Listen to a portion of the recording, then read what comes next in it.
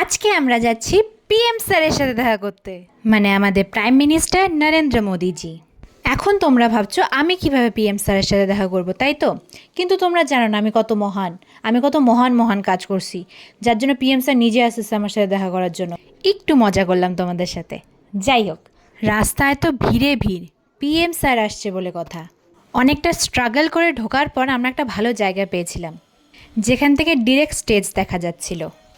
কিন্তু স্যার আসার পর সবাই 3-4টা চেয়ার নিয়ে এভাবে দাঁড়ায় পড়লো যে আমরা আর কিচ্ছু দেখতে পেলাম না।